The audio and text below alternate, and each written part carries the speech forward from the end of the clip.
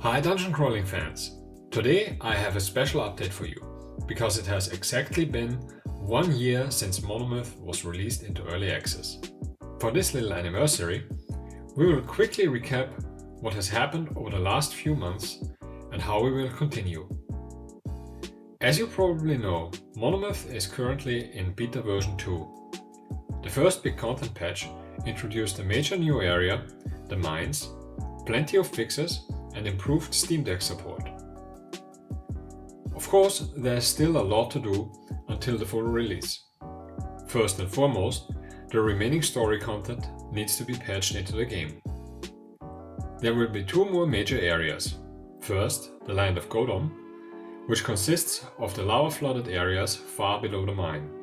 And then there is, of course, the Inner Sanctum, the mysterious tower in the center of Lysandria, where the Lord of the Fortress resides.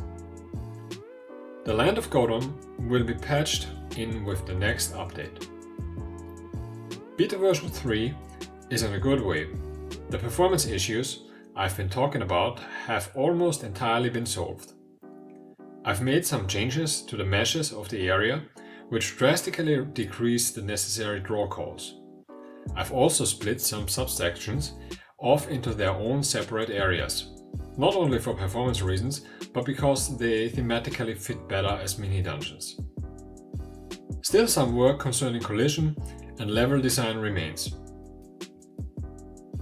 Where those split-off subsections have been, a few gaps still have to be filled up.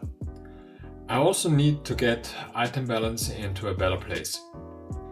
Beyond that, there are a lot of small things which in my opinion could drastically improve the game.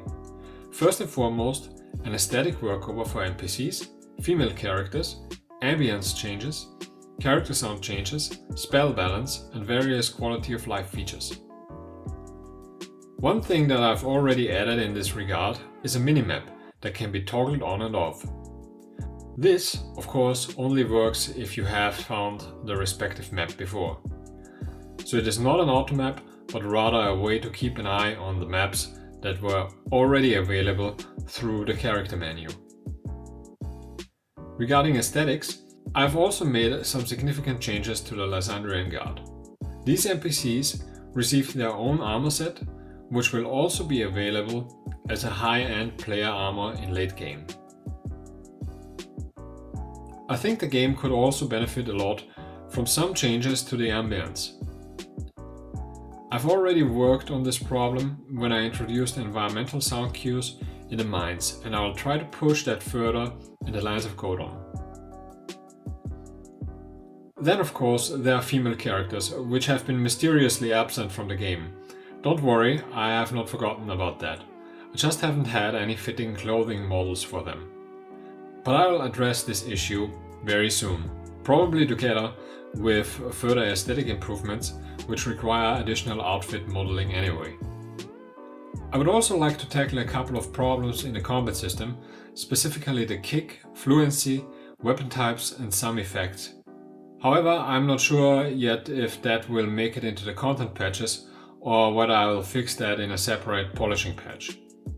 Alternatively, I could also make that into a series of intermediate patches after beta version 3, but we'll see. As I said last time, beta 3 is probably going to be an autumn patch, so you can expect the update on the test server within the next few weeks. Anyway, I'll get back to work now. I'll keep you updated and see you soon.